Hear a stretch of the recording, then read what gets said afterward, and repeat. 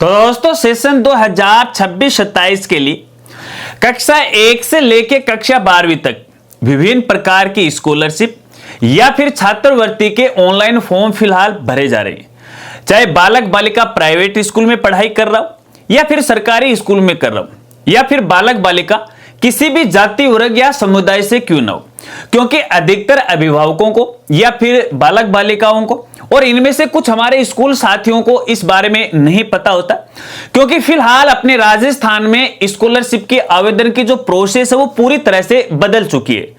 तो इस वीडियो में मैं आपको बताऊंगा कि फिलहाल कौन कौन से स्कॉलरशिप के आवेदन फॉर्म भरे जा रहे हैं, कहां से आपको भरना है, कब तक आपको भरना है, किन किन दस्तावेजों की आवश्यकता आपको पड़ने वाली है, यानी ए से लेकर जेड तक कंप्लीट जानकारी से आपको रूबरू करवाऊंगा। नमस्कार साथियों, मैं हूं आपका अपना साथी राजगुरु जी। दोस्तों वीडियो में आगे बढ़ने से पहले एक जानकारी आपके साथ मैं जरूर शेयर करना चाहूंगा। देखिएगा इस वीडियो के लास्ट तक आप बने रहेगा, क्योंकि मैं बहुत सारी जो चीजें हैं बिल्कुल बारीकी से बताता हूं और हमारे जो अधिकतर साथी हैं वो वीडियो को फॉरवर्ड कर देते हैं, फिर कमेंट करते हैं कि सर ये आपने बताया नहीं। तो क्योंकि छोटी छोटी जानकारी यदि आपके पास नहीं होती है तो फालतू में आप स्कूल वालों के साथ भी कई बार झगड़ा कर लेते हो, इसलिए वीडियो को ध्यान से सुनिएगा, समझिएगा, फिर आगे की प्रोसेस है वो कीजिएगा। साथियों सबसे पहले आपको बताना चाहूंगा, देखिएगा अपने राजस्थान के अंदर सरकार के द्वारा स्कूल और कॉलेज में पढ़ने वाले बालक बालिकाओं को कई तरह की स्कॉलरशिप दी जाती है और इन स्कॉलरशिप को है अलग अलग नामों से जाना जाता है, अलग अलग समुदाय के नाम से भी जाना जाता है, जैसे SC ST या अनुसूचित जाति या जनजाति है, OBC है, EWS कैटेगरी की है, या फिर जो प्रतिभावान छात्र छात्र हैं जिन्होंने RBSC बोर्ड या CBSE बोर्ड में टॉप स्थान प्राप्त किया है, जिनके प्रथम श्रेणी आई है, अलग अलग संकाय के अंदर आई है, यानी कई तरह के यहाँ पे स्कॉलरशिप है।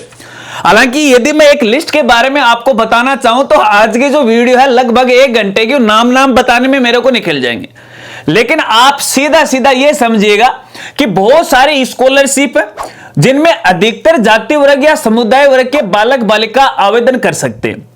आपको मैं यह भी बताना चाहूंगा, देखिए मैंने आपको बताया कि फिलहाल यहां पे आवेदन की पूरी प्रोसेस बदल चुकी है। अब आपको हर स्कॉलरशिप के लिए किसी ई मित्र पे जाकर आवेदन फॉर्म नहीं भरवाना पड़ेगा, कुछ एक दो स्कॉलरशिप को छोड़ के बाकी जितने भी स्कॉलरशिप है उन सबके जो आवेदन फॉर्म है आजकल स्कूल के माध्यम से ही भरे जाते हैं। आपको ऑफलाइन फॉर्म भरने की आवश्यकता नहीं है, आपको ऑनलाइन फॉर्म भरने की आवश्यकता नहीं है, और यहां तक भी स्कूल वालों को भी ऑनलाइन फॉर्म भरने की आवश्यकता नहीं है, क्योंकि यहां पे आपको बताना चाहूंगा अपनी जो सरकारी स्कूल है उसका पोर्टल चलता है जिसे हम शाला दर्पण पोर्टल के नाम से जानते हैं। प्राइवेट स्कूल का PSP पोर्टल होता है, ठीक है, उसके माध्यम से ये फॉर्म है वो भरे जाते हैं। अब यहां पे इन दोनों ही पोर्टल के ऊपर स्टूडेंट का डेटा चढ़ाया जाता है। अब स्टूडेंट की जो कैटेगरी है, जिस प्रकार की उसकी कंडीशन है, उस कंडीशन के हिसाब से है इन पोर्टल के ऊपर है ऑटोमेटिक उनका नाम प्रदर्शित हो जाता है, और जैसे उसका नाम प्रदर्शित हो जाता है तो डायरेक्टली स्कूल के माध्यम से केवल एक क्लिक में उनका फॉर्म है वो भरा जाता है। अब एक बात और आपको बताना चाहूंगा, अपने राजस्थान में ये स्कॉलरशिप देने के लिए सरकार के द्वारा या शिक्षा विभाग के द्वारा एक स्कॉलरशिप का एकीकृत पोर्टल बनाया गया है, जिसे BSP पोर्टल या बेनिफिशियरी स्कीम पोर्टल के नाम से जाना जाता है। हालांकि मेन जो स्कॉलरशिप का जो फॉर्म है वो इस BSP पोर्टल के माध्यम से भरा जाता है, लेकिन ये जो BSP पोर्टल है वो अपने शाला दर्पण पोर्टल और PSP पोर्टल से कनेक्ट होता है। अब उन स्टूडेंट का डाटा इस BSP पोर्टल पे आ जाता है और यहीं से ये फॉर्म है वो भरा जाता है। अब यहां पे सबसे पहले तो देखिए मैं स्कूल साथियों को कुछ कहना चाहूंगा, बताना चाहूंगा जिन बातों को आपको खास तौर पे ध्यान रखना है, और उसके बाद यहां पे अभिभावकों को बताऊंगा कि अभिभावकों को क्या करना है। साथियों यहां पे देखिएगा करंट सेशन के अंदर जितने भी आपके बालक बालिकाएं उनको पोर्टल पे आपको चढ़ाना है, चाहे शाला दर्पण हो या PSP पोर्टल। अब अधिकतर हमारे स्कूल साथी क्या करते हैं, केवल स्टूडेंट की जो बेसिक जानकारी होते हैं, जैसे उसका नाम, पता, एड्रेस, मोबाइल नंबर है, कैटेगरी है, बस यही जो पोर्टल उस पर चढ़ाते। लेकिन आपको ध्यान होगा अपने पोर्टल के ऊपर एक प्रपत्र 9 भी आता है, और इस प्रपत्र 9 के अंदर है हमें बालक बालिका की विभिन्न प्रकार की जो जानकारियां हैं वो भरनी होती है। बस ये जो प्रपत्र 9 होता है हमारे लिए सबसे महत्वपूर्ण यही होता है, यहीं से उस बालक बालिका की पूरी जानकारी है उस बीएसपी पोर्टल के साथ सिंक रहती है, फिर लिंक है वो रहती है। तो ऐसे में स्कूल साथियों को मैं कहना चाहूंगा, देखिएगा ये आपकी जवाबदेही भी है, आपकी जिम्मेदारी भी है, ये आपका कर्तव्य भी है कि हर एक बालक बालिका का जैसे जन आधार कार्ड है, उसका आधार कार्ड है, उसकी जो भी डिटेल्स है, फेल पास है, परसेंटेज है, टोटल जानकारी इस प्रपत्र 9 में आपको भरना है। जैसे ही आप ये भर दोगे तो उसका डेटा आपको बीएसपी पोर्टल पे दिखाई देगा। जैसे ही बीएसपी पोर्टल पे दिखाई दे तो आपको तुरंत उस बालक बालिका का फॉर्म भर देना है, बस आपका काम कंप्लीट हो जाता है। उसके बाद आगे विभागीय कार्रवाई होती है। ठीक है, तो ये काम तो हमारे स्कूल साथियों को करना है।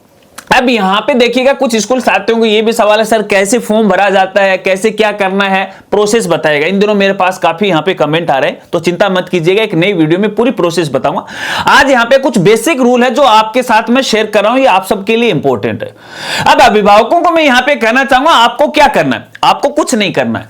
देखिए आपको केवल स्कूल के अंदर सही जानकारी सबमिट करवानी है। क्या देखिए यहां पे क्या होता है, मेरे देखने में आया है कि जो भी बालक बालिका उसका स्कूल के रिकॉर्ड में नाम, पता, एड्रेस, कैटेगरी कुछ और है, जबकि उसके दस्तावेज में कुछ और है, जबकि उसके जन आधार और आधार में कुछ और है। कहने का मतलब है कि अधिकतर बालक बालिकाओं का डेटा में हर जगह भिन्नता है। तो सबसे पहले तो आपको है हर एक दस्तावेज के अंदर डेटा एक समान करवाना है।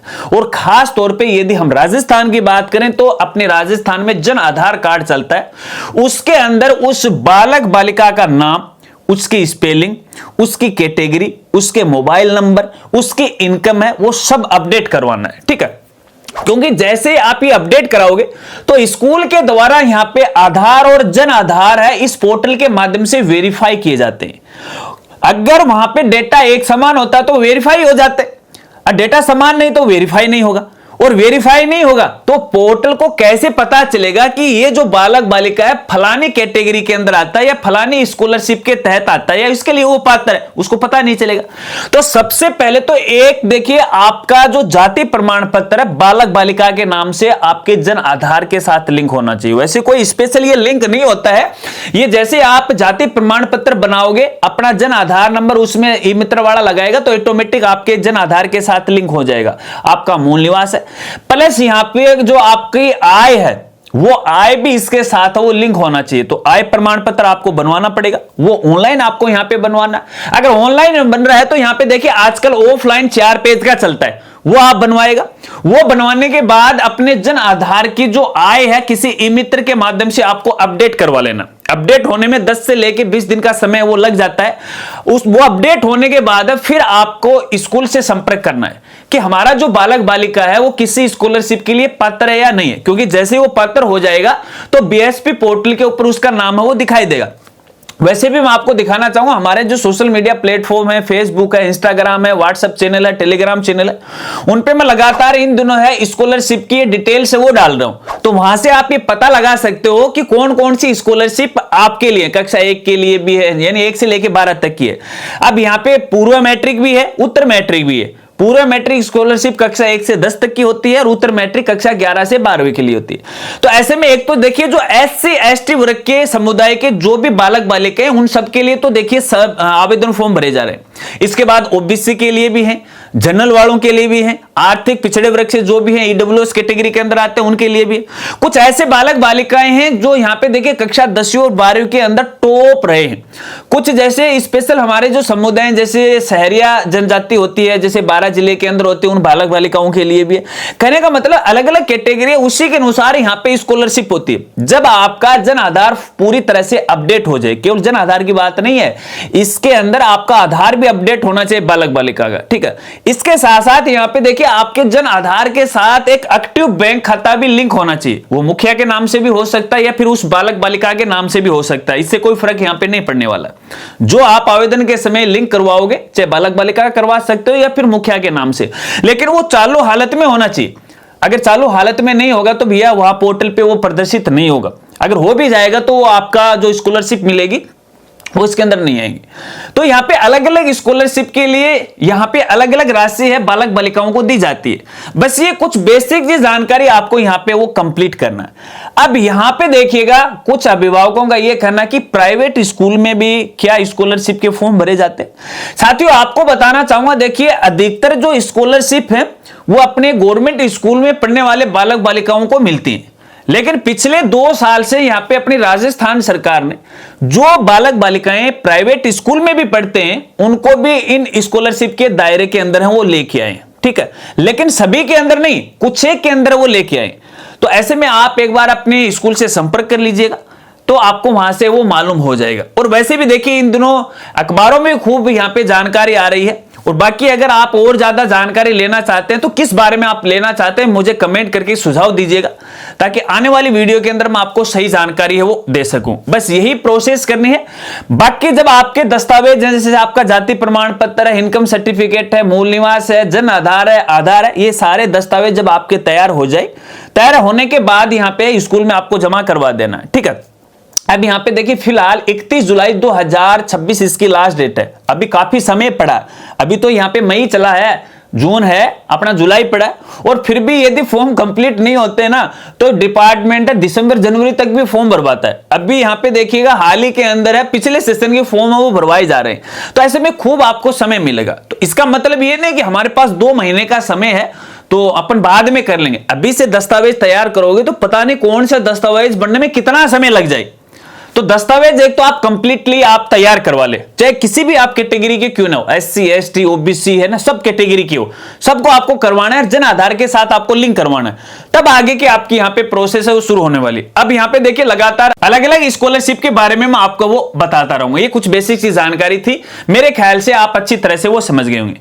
अगर वीडियो जानकारी आपको अच्छी लगी तो वीडियो को लाइक कीजिएगा और अपने दोस्तों के साथ वो जरूर शेयर कीजिएगा।